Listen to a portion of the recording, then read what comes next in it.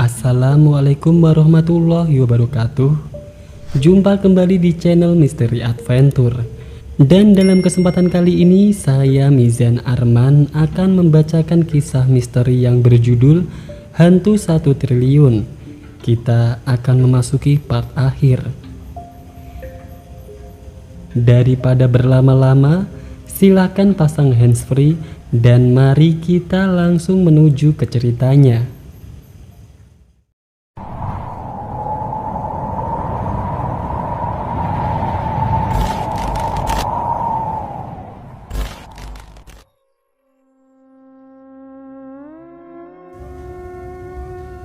Di rumah, aku berserta anak istriku membersihkan rumah dan dibantu Tono. Perasaan kami saat itu sangat senang dan bahagia karena akan menerima uang hadiah yang begitu banyaknya, yang seumur-umur tidak pernah terjadi kepadaku. Menjelang acara pemuja ilahi dimulai, Tono benar-benar mengambil alih menjadi pimpinan ritual pemuja ilahi. Saat acara berlangsung seperti malam-malam sebelumnya, malam itu semakin banyak orang-orang tidak dikenal ikut acara pemuja ilahi di rumahku. Wajah mereka serasa tak asing bagiku, tapi mereka tetap berpakaian putih-putih seperti baju khas yang dipakai pemuja ilahi. Orang-orang yang tidak dikenal itu menyebarkan bau yang sangat harum, mengalahkan aroma parfum kami. Di sini aku tetap tidak menghiraukan mereka dan tidak berani menegur mereka.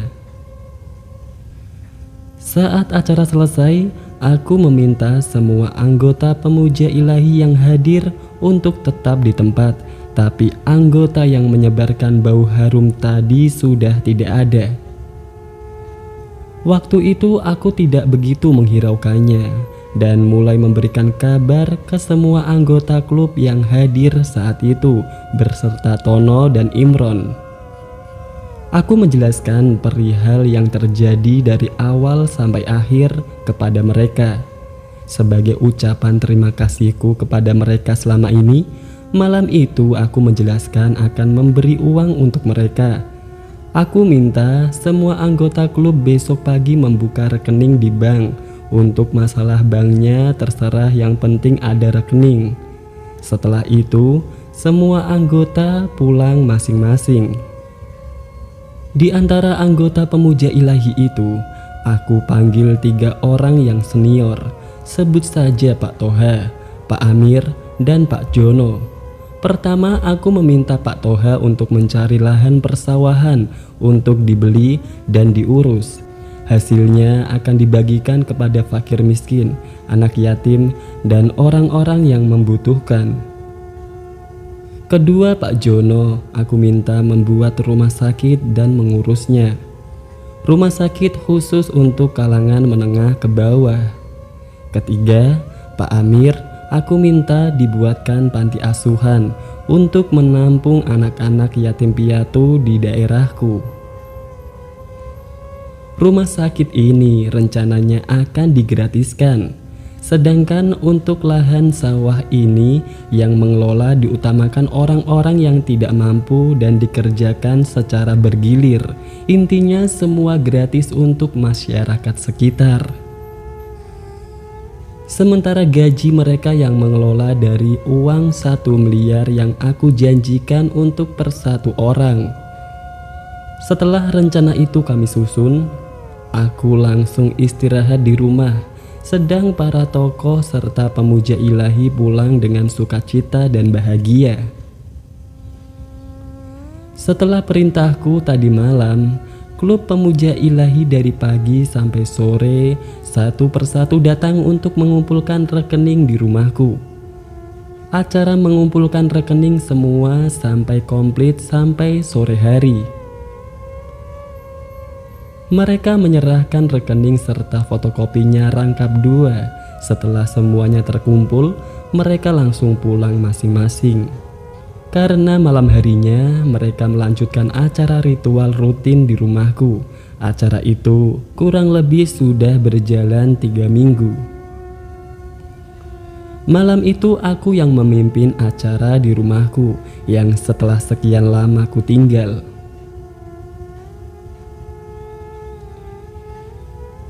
Sabtu tanggal sekian, bulan sekian, 2000 sekian.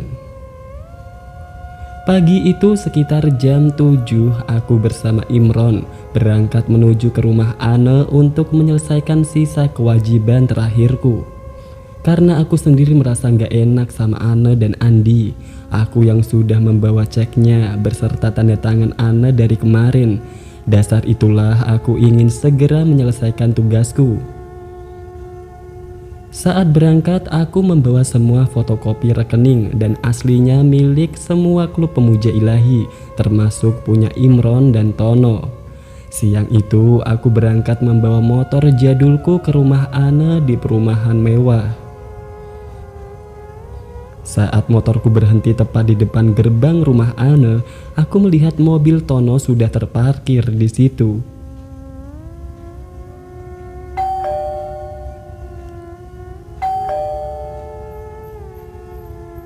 Suara bel gerbang rumah Ane, rumah dengan ciri khasnya bergaya Eropa. Sedangkan seorang pria agak tua membukakan gerbang rumah itu.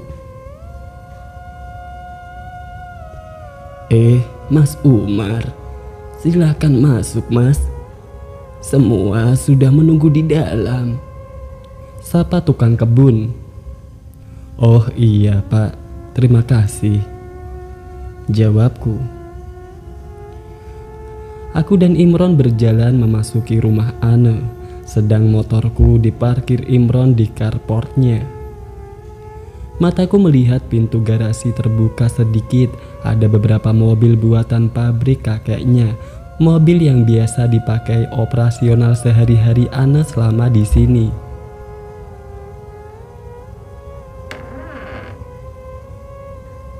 Suara pintu ruang tamu yang sudah terbuka. Oh, Mas Umar, ayo mas, silakan masuk, ajak Andi. Aku melihat semua sudah duduk di ruang tamu. Di situ ada Tono dan Ane, sedang aku menuju ke sofa bersama Andi dan Imron. Dalam perjalanan masuk, aku dan Imron menyalami Tono dan Ane sebelum duduk di sofa itu.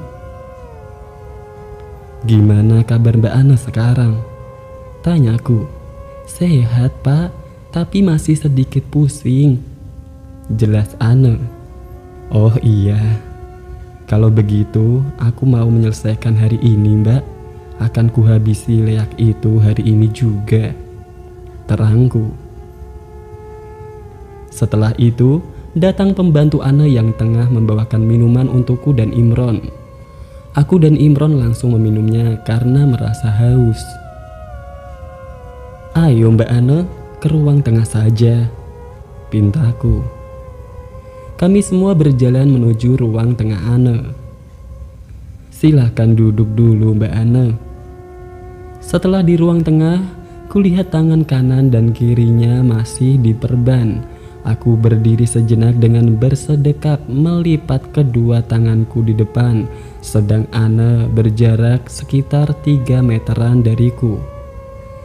Sejenak aku berkonsentrasi untuk melepaskan tubuh halusku. Saat itu aku sudah tidak sabar ingin menghabisi sang raja layak yang sudah hilang kekuatannya. Aku lihat di dalam tubuh Ana, sang raja layak itu sudah buntung tangan dan kakinya, serta api merah kehitamannya sudah tidak ada lagi.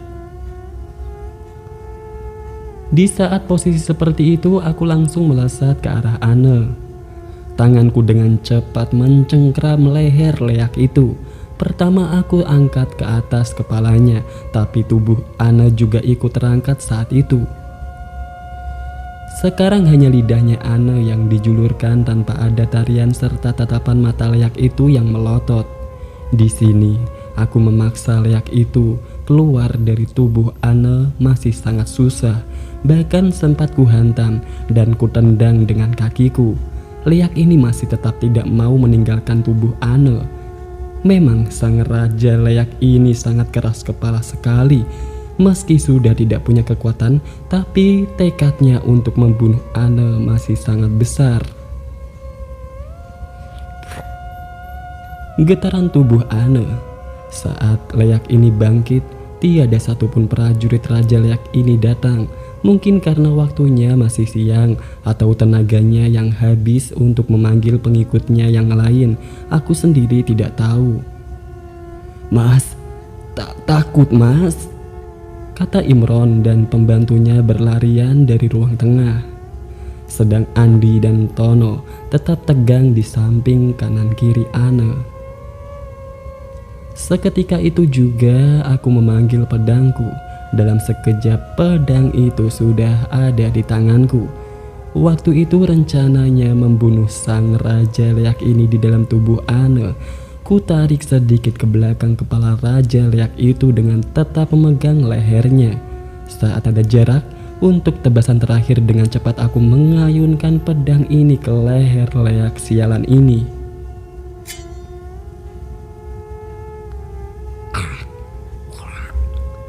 Seketika itu juga Raja Leak mati dan terbakar sebagian di dalam tubuh putih Anne.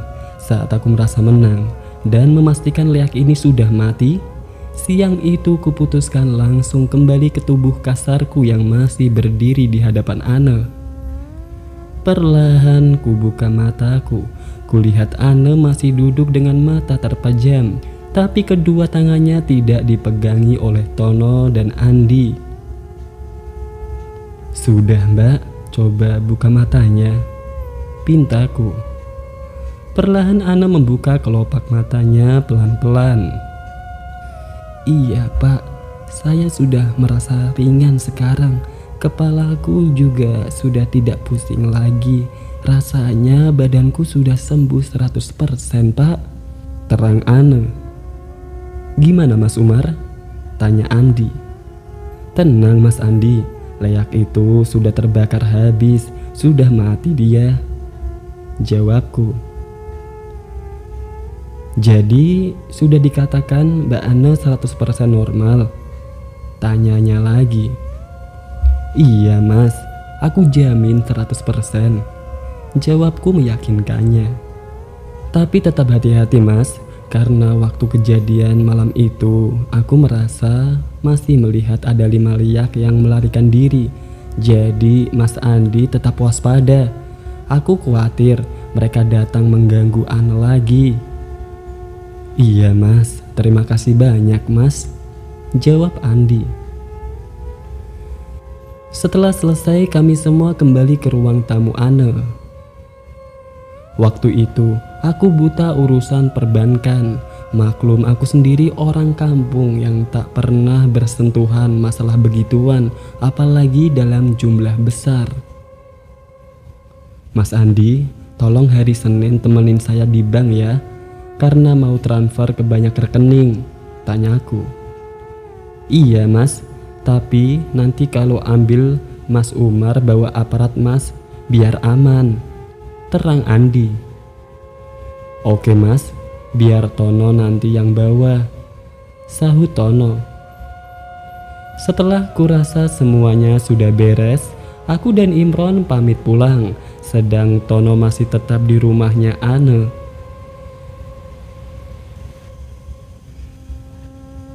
Senin tanggal sekian 2000 sekian. Aku sudah sampai di bank sekitar jam 8 pagi bersama Imron. Pagi itu aku putuskan menghubungi mereka. Dengan tangan kananku, ku ambil telepon jadulku untuk telepon mereka. "Halo, assalamualaikum." "Waalaikumsalam," jawab Andi. "Lagi di mana mas?" "Masih di rumah Mbak Anne mas." "Agak cepat mas Andi, aku tunggu di bank ya." "Oh iya mas, tunggu sebentar di situ." Saat aku di bank masih menunggu Andi dan kawan-kawan datang, aku dan Imron mencari warung terdekat membeli minuman ringan dan menikmati rokok buatan pabrik Daha. Rokok yang menjadi andalanku kalau punya uang saja. Di warung kecil itu aku membayangkan bagaimana ya memegang uang sebegitu banyaknya. Jatahku 10% mau buat apa ya? Bingung mau menghabiskannya. Setelah itu tak beberapa lama Andi, Anne, dan Tono sudah tiba di bank. Mereka langsung menemuiku dan Imron di warung kecil. Karena aku meminta bantuan ke mereka untuk rencana mentransfer uang yang sebegitu besar. "Mas, ayo langsung masuk saja mas," kata Andi yang berdiri menghampiriku dan mengajakku ke dalam ruang bank. "Oh iya mas," jawabku langsung berdiri dan mengikuti arahan Andi. Setelah itu kami masuk ke bank mencari AR yang memberi penjelasan minggu kemarin. Kami masuk diantar oleh satpam. Kami dipersilakan duduk di ruang tunggu oleh satpam. Setelah itu, Pak Sapam menemui customer service-nya untuk minta tolong memanggil AR dan kepala banknya. Tak lama kemudian AR dan kepala bank tersebut menemui kami lagi di ruangan nasabah khusus itu. "Gimana kabarnya Pak?" tanya Ibu AR dengan menyalami kami semua berlima. "Iya Mbak, ini bapaknya mau narik dalam minggu ini katanya," terang Andi sambil menunjuk ke arahku.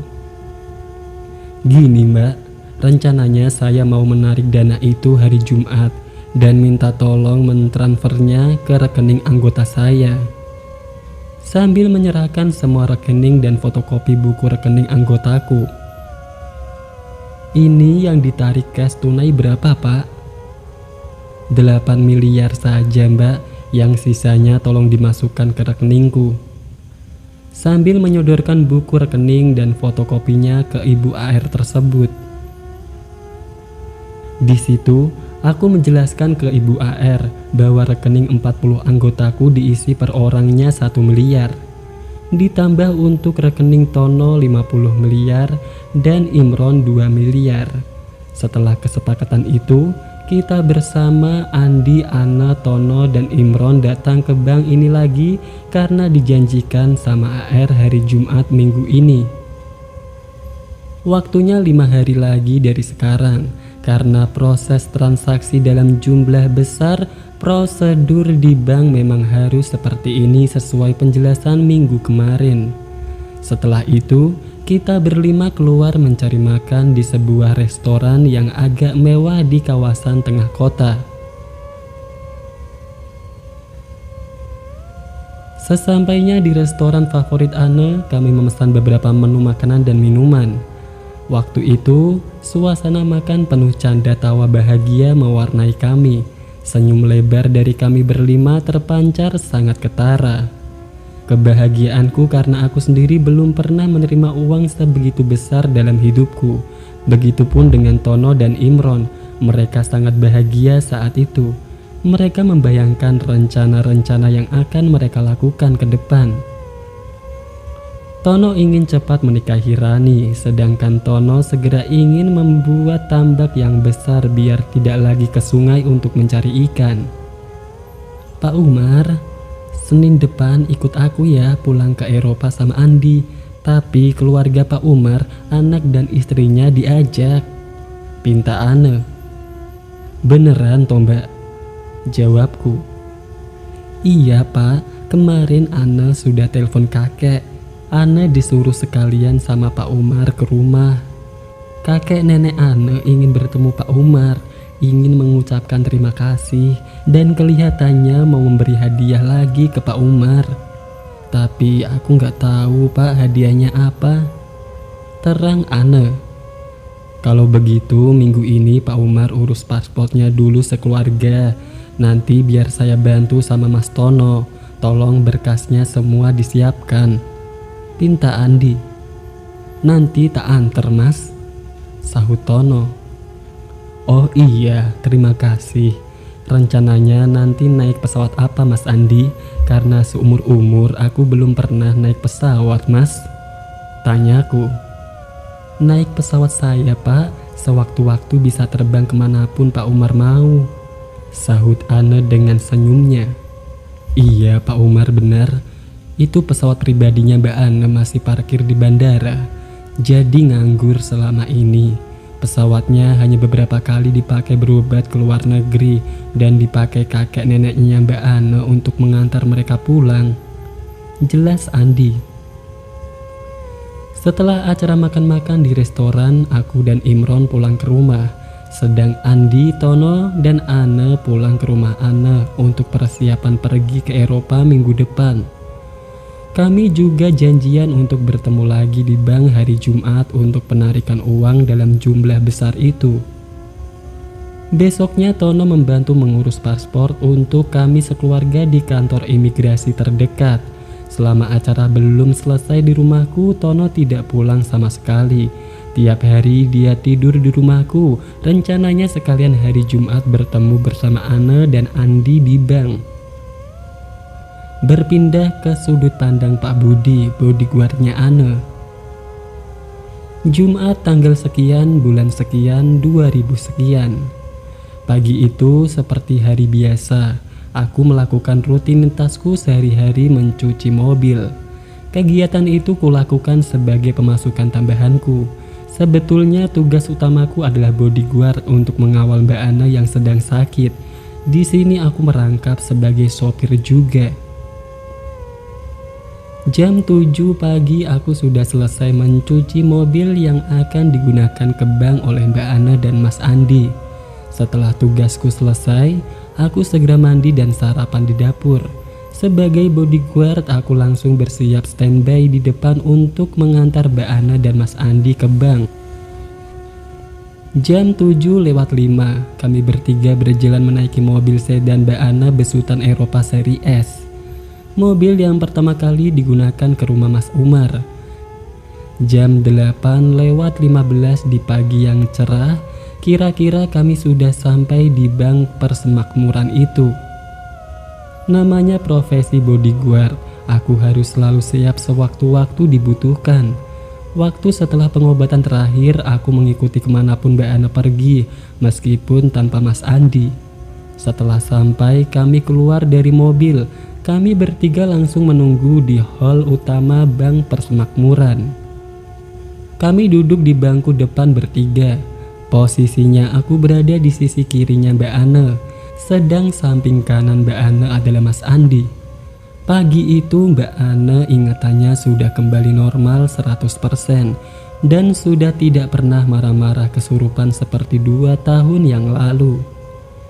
Saat kami bertiga menunggu di bank tersebut, keheningan kami mulai hilang karena Mas Andi memulai pembicaraan.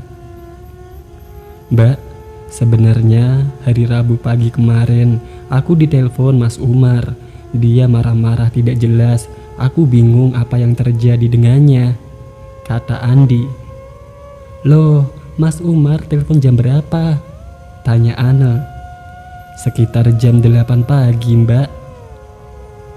Maksudnya gimana Andi? Kok marah-marah? Kok aneh? Orangnya kan sangat sabar selama ini. Tanya Ana semakin penasaran. Jadi gini Mbak, pagi itu aku kan sedang baca koran di ruang tengah. Tiba-tiba ada telepon dari Mas Umar. Terus aku angkatlah teleponku seperti biasa. Tanpa salah Mas Umar bilang gini, seingatku, mulai sekarang jangan pernah hubungi aku lagi, jangan pernah ke rumahku lagi. Anggap saja kita tidak pernah bertemu dan hapus nomorku dari ponselmu. Lah kan aku bingung Mbak. Terus aku tanya baik-baik, Mas Umar sebenarnya ada apa? Tolong bicarakan dengan tenang. Hari Rabu itu Mbak, Mas Umar malah jawabnya gini. Kalau tidak mau hapus nomorku, 1 jam lagi pasti kamu akan mati. Setelah itu teleponnya langsung dimatikan. Aku mencoba menghubungi, sudah tidak bisa. Coba kamu sekarang telepon lagi Pak Umar, suruh Ana yang tidak percaya. Lah, sejak hari Rabu itu Mbak, aku juga takut dan langsung menghapus nomornya juga. Coba telepon saja lagi. Perintah Ana yang mulai marah dan curiga. Untuk meredam kejadian di bank itu, Mas Andi memberikan ponselnya ke Mbak Ana untuk mengecek nomor Mas Umar masih ada atau tidak. Saat itu aku ikut mengecek nama Mas Umar di HP Mas Andi sudah tidak ada lagi. Bahkan histori SMS atau panggilan keluar ke nomor Mas Umar sudah tidak ada. Nomornya sudah aku hapus, Mbak. Aku tidak bohong, Mbak. Aku benar-benar sudah tidak punya lagi nomor Mas Umar. Jelas Andi. Loh, gimana sih kamu ini, Di? Siapa tahu ada apa-apa sama Pak Umar dan keluarganya. Kok dari kemarin kamu gak bilang ke aku? Bentak Ana. Aku takut mau bilang ke Mbak Ana dari kemarin. Terus sekarang gimana kita ini? Coba sekarang telepon Tono atau cari Pak Umar ke rumahnya. Pinta Ana yang mulai gelisah. Mas Tono juga sudah kuhubungi dari kemarin, Mbak. Semua nomornya juga tidak aktif. Aku berusaha dari hari Rabu telepon dan SMS ke nomornya, tapi masih belum ada jawaban. Padahal hari Rabu aku berencana mau membantu mengurus paspor Mas Umar juga. Terang Andi. Loh, gimana sih orang-orang ini mau dikasih uang kok malah padang hilang sendiri-sendiri?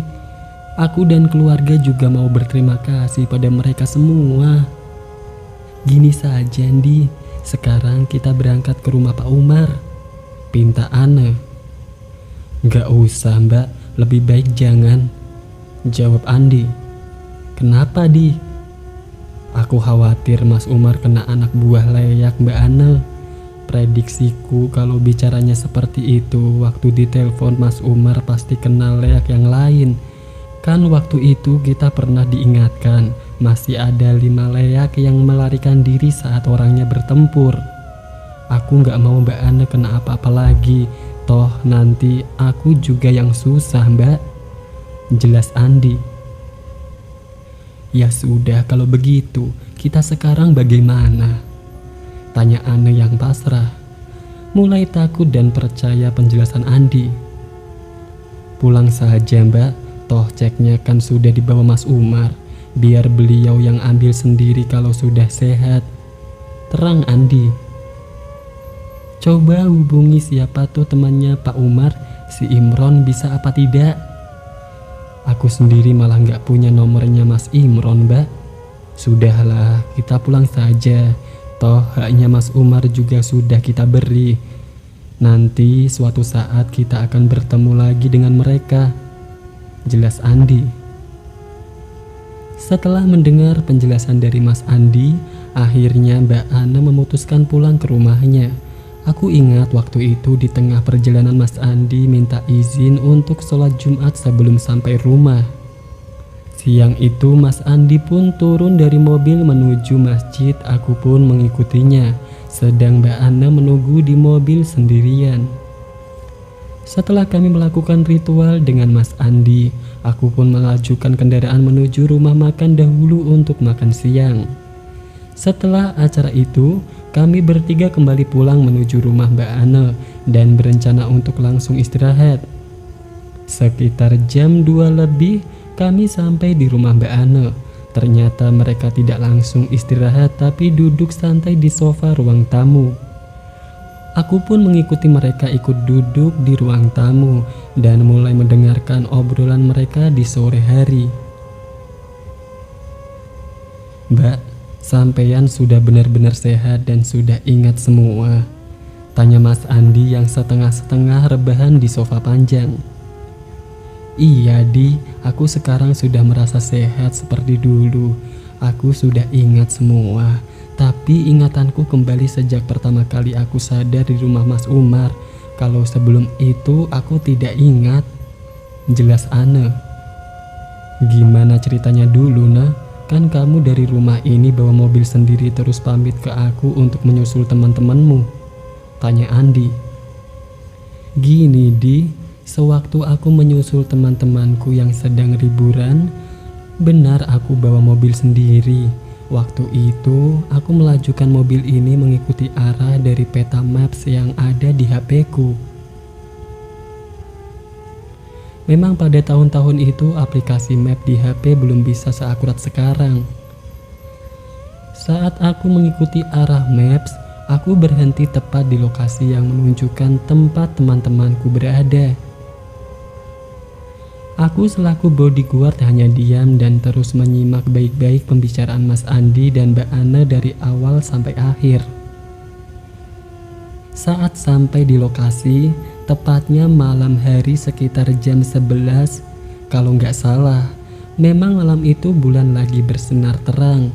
Itu pun katanya tukang parkirnya sih yang memarkirkan kendaraanku sendirian, dan aku sendiri tak begitu memperdulikannya saat itu. Tukang parkir itu orangnya masih muda, sekitar umur 20-an lah. Fisiknya seperti kebanyakan warga lokal. Kebetulan mobilku malam itu diparkirkan sama orangnya di tepi jalan persis di samping hutan. Tapi parkirnya tidak di atas jalan beraspal. Parkirnya sudah di atas tanah biasa kok. Selesai melihat mobilku diparkirkan, malam itu dengan percaya diri aku berjalan cepat mendekat ke acara pementasan itu. Keinginanku cuma satu, aku ingin secepatnya bertemu teman-temanku yang sudah lebih dahulu ke negeri ini. Saat aku berjalan cukup jauh melewati jalan tanah sekitar 2 meteran, di sisi kanan kiri jalan pohonnya sangat rimbun dan lebat. Ya kira-kira wajarlah di namanya tengah hutan.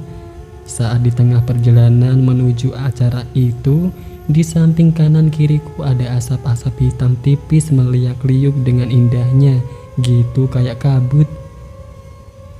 Waktu itu aku tak memperdulikannya, langkahku langsung kupercepat menuju acara dilaksanakan. Sampai di lokasi, aku langsung duduk di pematang kayu yang ada di samping lokasi acara. Dan anehnya di lokasi itu tidak ada teman-temanku sama sekali. Aku berpikir mereka mau ngerjain aku atau membuat surprise buatku. Jadi waktu pertama duduk sendirian, aku merasa santai saja. Setengah jam kemudian, acara pementasan itu dimulai. Saat itu, aku tidak memperdulikan teman-temanku yang belum hadir. Aku hanya fokus melihat pertunjukan itu karena merasa penasaran akan ceritanya waktu di rumah Eropa. Dan benar, pertunjukannya serasa natural sekali. Saat acara dimulai, mereka satu persatu berdatangan melingkari api unggun di tengah.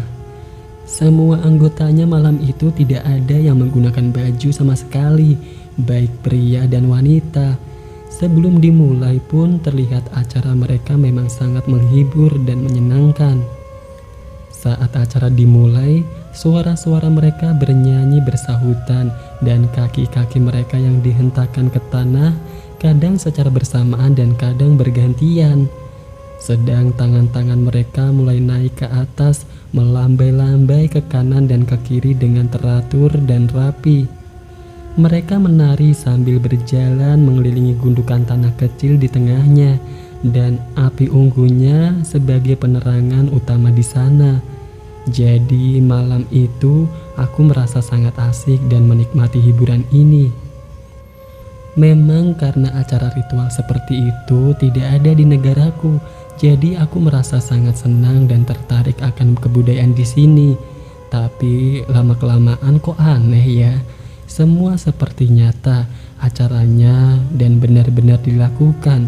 Aku rasa malam itu bukan seperti pertunjukan opera biasa.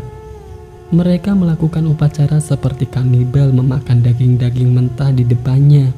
Ada beberapa botol terbuat dari bambu yang berbau amis. Ternyata botol itu diisi darah.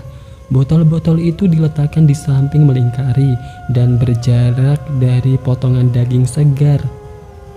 Aku kira itu adalah daging dan darah hewan, sapi atau kambing, tapi waktu itu aku penasaran. Dengan rasa penasaran yang tinggi, aku mendekat pelan-pelan. Ternyata yang ditumpuk adalah potongan daging manusia. Waktu itu aku bisa memastikan karena ada cahaya api unggun di tengahnya. Terlihat jelas olehku potongan jari, kaki, paha, dan lengan seperti manusia. Darah-darah segar masih menetes dari dagingnya. Sesaat aku sadar waktu itu benar-benar nyata acara ini. Spontan sikapku malam itu berubah. Aku segera lari dari acara aneh ini. Di saat aku berlari, inilah yang membuat mereka curiga karena suara kakiku dan suaraku minta tolong ke teman-teman. Saat mereka ada yang mengetahui akan keberadaanku, mereka dengan cepat berusaha mengejarku. Di sini aku berlari sekuat tenaga dan tak memperhatikan lagi kondisi sekitar karena aku ingin cepat kembali ke mobil dan berpikir untuk cepat pulang. Malam itu aku berlari sendirian dengan kondisi yang panik dan takut, sampai akhirnya kaki kananku tersangkut akar tumbuhan. Sontak tubuhku terjatuh dan mulai saat itu aku tidak ingat apapun tentang kejadian selanjutnya di cerita aneh yang panjang. Oh, jadi begitu nah, kata Andi. Terus acara pulang enaknya kapan nah? Tanya Andi santai. Lah Pak Umar gimana? Tanya Ane. Kalau belum ada kabar sampai hari Senin kita berangkat saja dulu. Karena barusan aku ditelepon kakekmu ne. Mereka sudah kangen ingin bertemu kamu. Mereka ingin lihat senyum cucunya kembali seperti dulu lagi. Terang Andi. Ya sudah, atur saja jadwalnya di. Sore itu setelah mereka berbicara di ruang tamu, mereka memutuskan langsung istirahat di kamar masing-masing. Sedang aku masih standby di ruang tamu Mbak Ane. Aku sendiri masih bingung dengan Pak Umar dan kawan-kawan. Apa yang sebenarnya terjadi dengan mereka saat itu? Meski calon mertuaku dekat rumah Mas Umar, waktu itu aku takut untuk mencari tahu informasi tentang apa yang terjadi dengan mereka karena habis mendengar penjelasan dari Mas Andi. Part ini khusus aku tujukan kepada Andi dan Ane. Untuk Andi, aku mohon maaf atas kejadian di pagi itu. Dan Mbak Ane sekeluarga, aku mohon maaf mengecewakan kamu sekeluarga. Untuk kalian berdua dimanapun berada saat ini, aku tidak bermaksud apapun pada kalian berdua waktu itu. Aku tetap menganggap kalian seperti keluargaku sendiri sampai sekarang. Ini semua demi kebaikan kita bersama. Aku hanya ingin menyampaikan jawaban dariku yang selama ini belum kalian mengerti. 2 bulan kemudian, hari Minggu, tanggal sekian, bulan sekian, tahun sekian. Di siang hari itu aktivitasku masih seperti dulu, hobi yang menghasilkan rezeki yang halal. Aku masih di sungai favoritku bersama Imron, kami yang masih setia mencari ikan-ikannya. Waktu itu masih sekitar jam 11, tapi kami sudah dapat ikan banyak. Tak berselang lama, ada suara dari jauh memanggil-manggil namaku.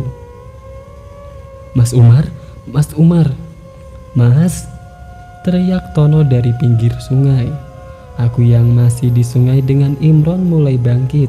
Aku berdiri dan mulai berjalan ke darat untuk menghampiri Tono.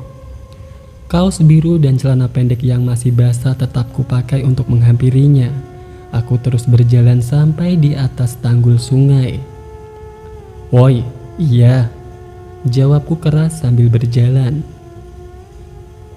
Elo Ton, ada apaan nyari aku sampai ke sini? Tanyaku.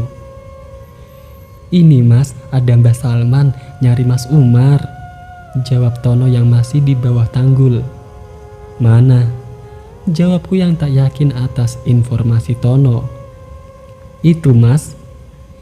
Jari telunjuk tangannya yang menunjuk ke arah mobil hitam Tono.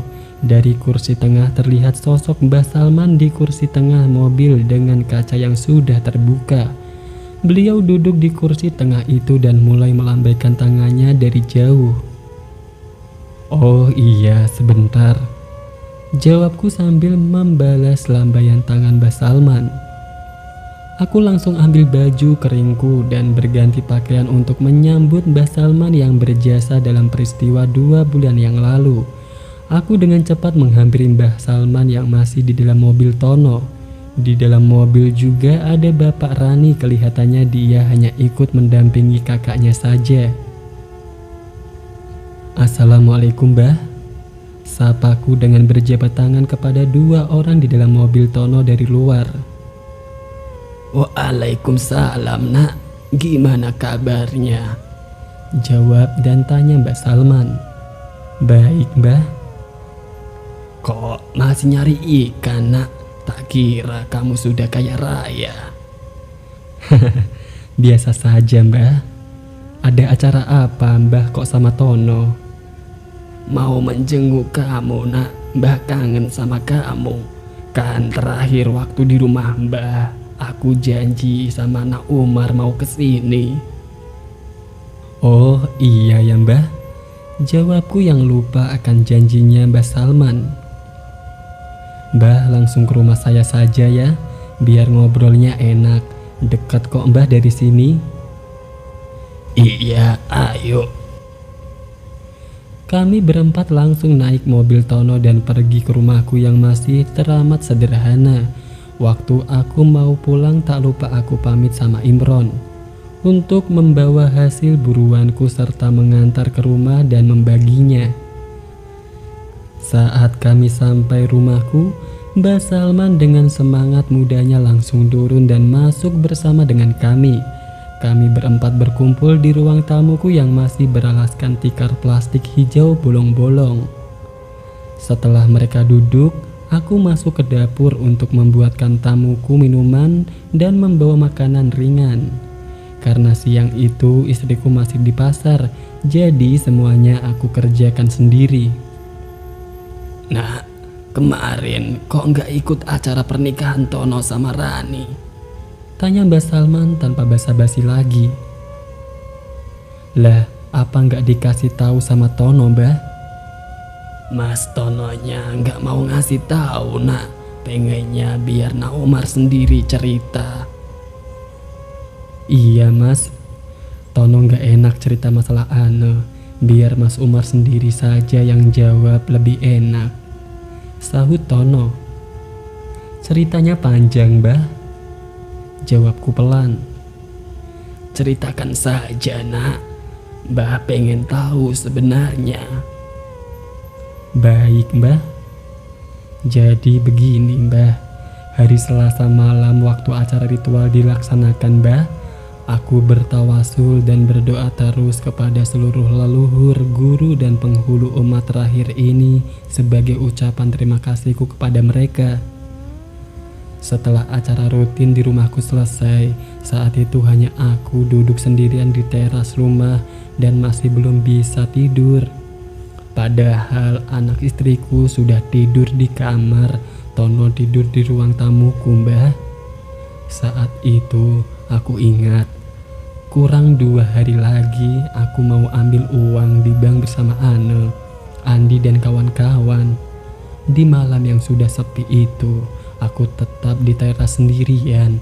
Dalam tatapan kosong lamunanku, tiba-tiba aku didatangi 3 sosok yang pernah menemuiku saat aku sekarat di rumah sakit. Aku pun sendiri tak tahu mereka dari mana arahnya. Tahu-tahu mereka berada berdiri di samping tempat dudukku. Mereka ada 3 orang, semuanya memakai baju sama persis seperti waktu aku sekarat. Mereka yang mengembalikan aku ke dunia ini Mbah. Assalamualaikum.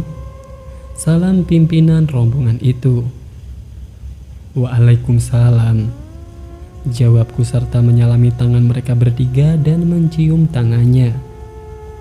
Ayo Nak Umar, ajaknya sambil berjalan membimbing aku ke dalam rumah. Langkah mereka bertiga mengajakku langsung ke kamar khusus di belakang yang biasa kupakai memasrahkan diri kepada Sang Ilahi. Aku juga nggak tahu Mbah, mereka kok tahu aku mempunyai kamar tersebut. Waktu itu aku hanya nurut saja saat diajak mereka.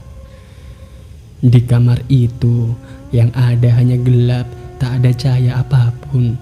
Setelah kututup pintu, aku duduk bersila sendirian di atas sajadah. Di tengah kegelapan kamarku, hanya cahaya mereka bertiga yang sedikit menerangi ruangan itu. Bau mereka sangat harum Mbah. Aromanya seakan memenuhi seluruh isi rumahku ini. Saat aku sudah duduk di atas sajadahku, mereka bertiga masih tetap berdiri. Pimpinan rombongan itu yang di depan, sedangkan yang 2 orang di belakangnya. Selanjutnya salah satu dari mereka yang di belakang menutup pintu kamar khususku. "Nak, aku tahu maksudmu karena kau tadi sudah bertawasul kepadaku dengan para anggotamu.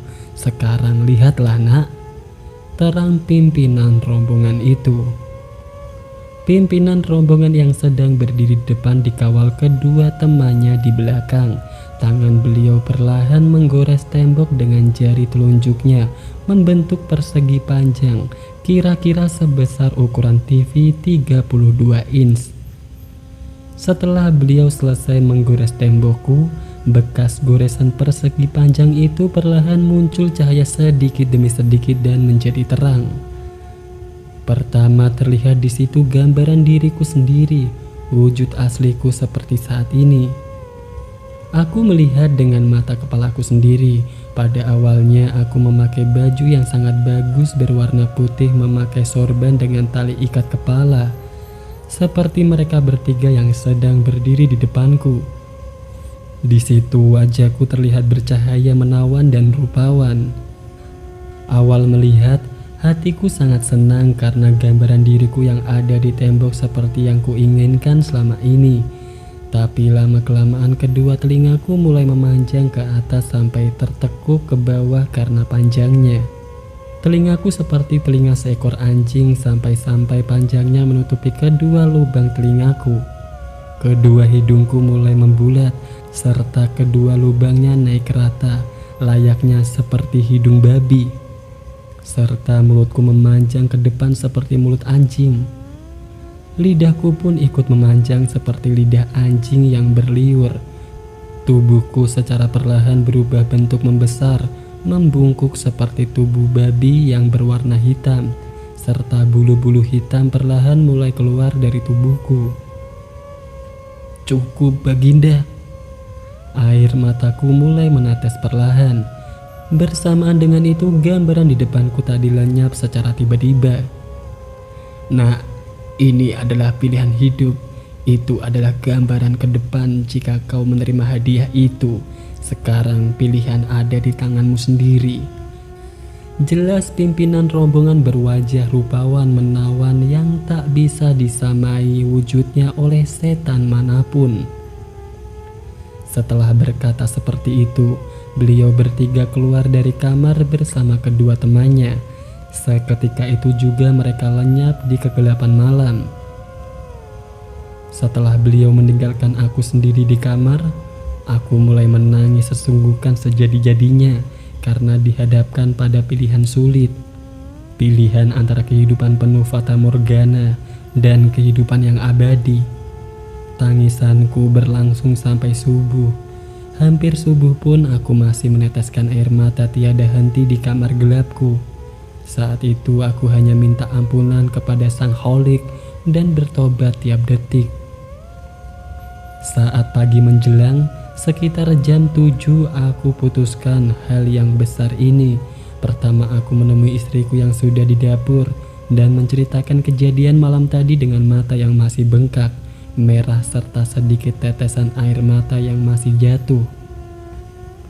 Pagi itu istriku hanya memeluk tubuhku yang rapuh ini dan mulai memahami jalan hidupku. "Maafkan aku, Bu," kataku masih dalam pelukan istriku. "Iya, Pak, itu juga demi kebaikan kita bersama," katanya yang mulai ikut menangis. "Bapak gak mau keluarga kita serta teman-temanku menjadi seperti itu akhirnya."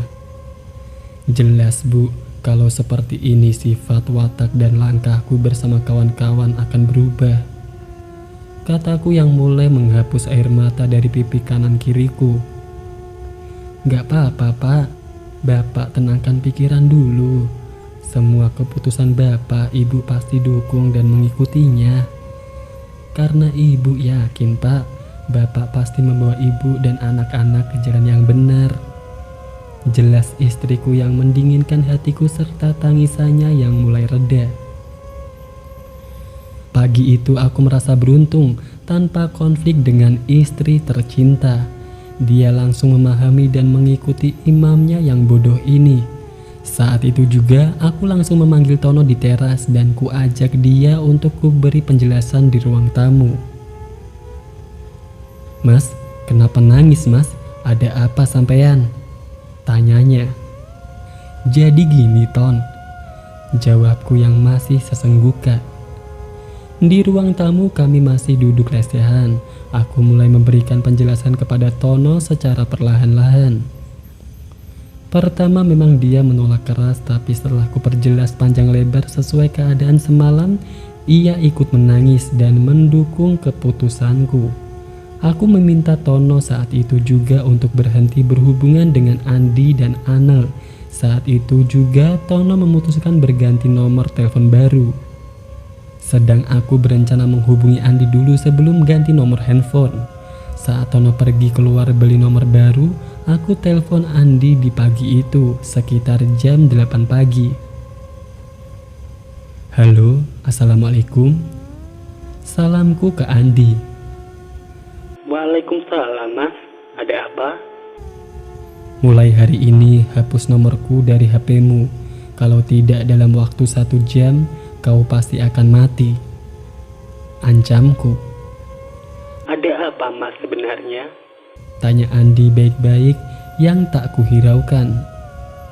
"Sudah, lakukan saja, jangan membantah perintahku.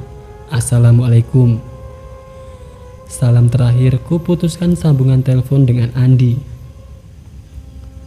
Memang waktu itu aku panik, takut, emosi, dan sedih saat itu. Semua rasa sudah campur aduk menjadi satu. Hanya gambaran kejelekan dari pimpinan rombongan malam itu yang ada dalam pikiranku. Setelah telepon Andi, aku langsung membuka HP-ku dan menghancurkan kartunya. Setelah itu, ku putuskan mengambil cek dan surat berharga yang diberikan Ana kepadaku di almari. Saat itu juga ku robek dan ku bakar di teras. Setelah semuanya selesai, aku masih tetap menangis sampai Tono pun tiba sehabis membeli kartu perdana. Masih sekitar jam 9, aku memanggil semua jamaah pemuja ilahi dan ketiga orang senior yang kupilih minggu kemarin beserta Imron. Di pagi itu setelah semua berkumpul, ku jelaskan bahwa aku putuskan mulai hari ini juga aku membatalkan kegiatan mengambil uang itu di hari Jumat. "Mas, apa nggak ada cara lain? Kita kan juga butuh uang itu," kata Imron. "Iya bener mas, apa nggak ada cara yang lain supaya kita tetap bisa ambil uangnya?" sahut semua jamaah pemuja ilahi serta 3 orang senior yang kupilih kemarin. Pagi itu suasana di rumahku riuh dan ramai, seakan mereka mau berontak dan membunuhku. Tapi aku tetap tenang dan tetap pada pendirianku untuk kebaikan kami bersama. Tidak bisa, sudah kuputuskan untuk mengakhiri dan membatalkan semua rencana kita kemarin. Aku minta untuk masalah ini berakhir sekarang juga. Anggap saja semua ini tidak pernah terjadi. Jelasku keras. Aku gak mau kalian semua menderita di kehidupan abadi. Kita seharusnya masih bersyukur ada yang mengingatkan. Setelah mendengar penjelasanku dengan keras, mereka mulai satu persatu pergi dan kembali ke rumah masing-masing dengan penuh kekecewaan. Aku hanya bisa diam di rumah meratapi, menangisi kehidupanku kelak yang abadi setelah mendapat gambaran tadi malam.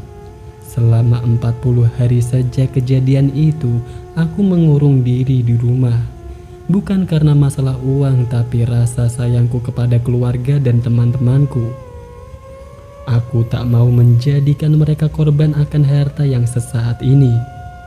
Tiap hari selama 40 hari penuh, aku menangis sampai kering air mata ini. Tinggal rasa takut sedih akan siksanya di hari akhir kelak. Jadi begitulah Mbah ceritanya. Waktu Tono menikah, aku masih menutup diri di rumah Mbah dan mendoakan Tono dari jauh agar menjadi keluarga yang sakinah, mawadah, warohmah. Saya minta maaf Mbah, tidak bisa hadir di acara keluarganya Mbah Salman. Jelasku. Aku menghargai keputusanmu, Nak Umar. Toh ini juga demi kebaikan kita bersama.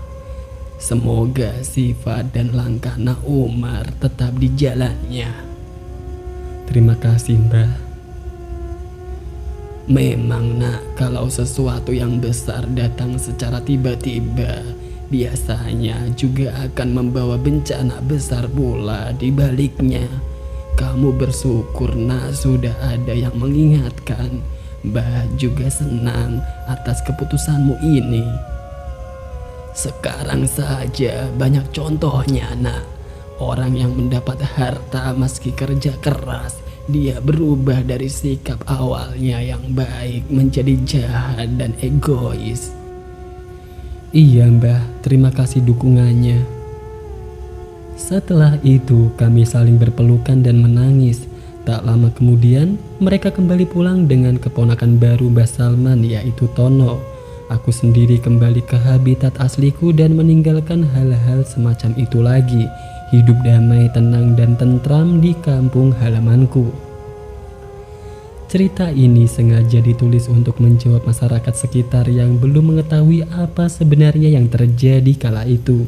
Dan cerita ini dibuat untuk menjadi pelajaran hidup kita bersama. Aku sendiri juga manusia biasa, butuh makan dan butuh uang. Tapi jika harta itu mengubah sikap, sifat, dan jalan hidupku kelak, maka dengan tegas aku akan menolaknya. Inilah pilihan jalan hidupku yang berbeda dengan yang lain. Hidup di dunia ini ibarat bagai fata morgana, dan carilah bekal untuk hidup abadimu kelak.